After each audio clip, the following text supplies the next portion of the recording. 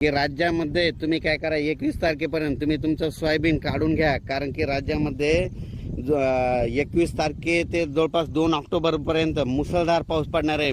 मागं जसा पाऊस पडला तसंच पाऊस पडणार आहे. आणि तुम्हाला एक माहीत असं म्हणून सांगतो, ह्या शेतातली आता सोयाबीन कशामुळे काढत आहे, कारण की इथं 24-25 तारखेला इथून परत एकदा पाणी जाणार आहे.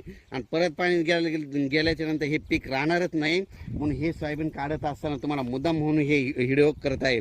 म्हणून तुम्ही देखील काय करा, 21 सप्टेंबरपर्यंत तुम्ही काय करा, तुम्ही तुमची सोयाबीन काढून वळे लावून ठेवा. कारण की राज्यामध्ये 21 सप्टेंबर ते 2 ऑक्टोबरच्या दरम्यान 10 दिवसामध्ये खूप पाऊस पडणार आहे, मुसळधार पडणार आहे, ओढे नाले वाहणारा पडणार आहे, नदीला देखील पाणी येणार आहे, वड्याला देखील पाणी येणार आहे, काही काही ठिकाणी पुलावून देखील पाणी जाणार आहे. म्हणून हा अंदाज लक्षात येतात. पण राज्यात एकंदरीत परिस्थिती बघायचं झालं तर 21 तारखेला तो पाऊस पूर्व विदर्भाकडे येणार आहे, तिथून लगेच ते पश्चिम विदर्भ, त्याच्यानंतर मराठवाड्याकडे येणार आहे. मराठवाड्याकडून परत तो पाऊस, तुम्हाला एक सांगू इच्छितो की तो पाऊस लगेच पुन्हा इकडं पश्चिम महाराष्ट्राकडे जाणार, त्याच्यानंतर उत्तर महाराष्ट्राकडे जाणार आहे. म्हणून हा अंदाज लक्षात येतात. माझी सर्व शेतकऱ्याला सांगू इच्छितो की राज्यामध्ये आता जवळपास म्हणजे 21 तारखेपासून म्हणजे पाऊस तो पूर्व विदर्भ, त्याच्यानंतर पश्चिम विदर्भ, त्याच्यानंतर मराठवाडा, त्याच्यानंतर पश्चिम महाराष्ट्र, उत्तर महाराष्ट्र, कोकणपट्टी, खानदेश, म्हणजे हे पाऊस जवळपास 2 तारखेपर्यंत सगळीकडे धुमाकूळ घालणार आहे. म्हणून हा अंदाज लक्षात घ्या.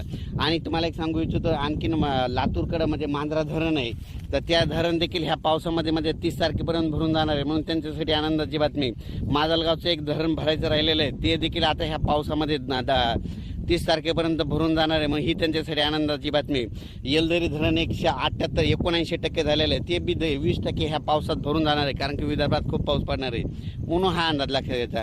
पण सर्वांना माझी एक कळकळीची, ज्यांचं उडीद किंवा सोयाबीन काढायचं असं तर तुम्ही काय करा की काढून घ्या. कारण की राज्यामध्ये तुम्हाला एक सांगतो की मोठा पाऊस राहणार आहे. त्याच्यानंतर खरा जास्त पाऊस मात्र 23 पासून जास्त पाऊस पडणार आहे.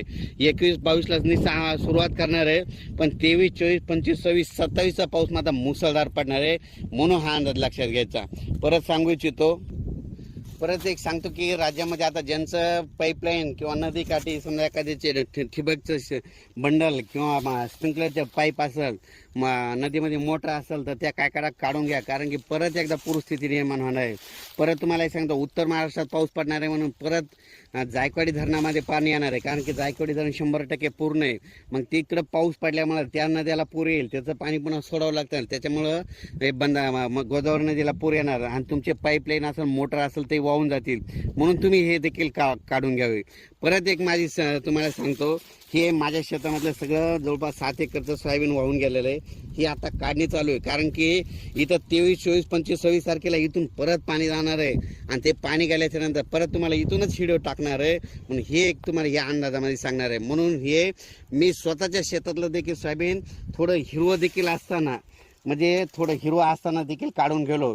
म्हणून तुम्ही काय करा, तुम्ही तुमचं सोयाबीन आलेलं असलं तरच काढा, नसा का म्हणजे त्याची जास्त रिक्स घेऊ नका. हे कारण कशामुळे काढायला, कारण की तो आमचा नाला फुटलेला आणि ते परत आता पावसाळ्यात बुजवणं होत नाही. त्याच्यामुळे हे आमचं तसं सोयाबीन काढून गेलो. म्हणून परत शेतकऱ्याला विनंती आहे, ज्यांचं सोयाबीन असेल 21 तारखेपर्यंत तुम्ही तुमची काळजी घ्या. आणि या पावसामध्ये विजेचं प्रमाण जास्त असल्यामुळं तुम्ही झाडाखाली थांबू नका. त्याच्यानंतर पूर्वकल्पना म्हणून हा परत एक मेसेज देत आहे. त्याच्यामुळे तुम्ही काय करा, तुमच्या सोयाबीन असेल तर त्याची काळजी घ्या. म्हणून हे देखील तुम्हाला सांगतो. राज्यामध्ये अचानक वातावरणात बदल झाला तर लगेच एक मेसेज दिला जाईल.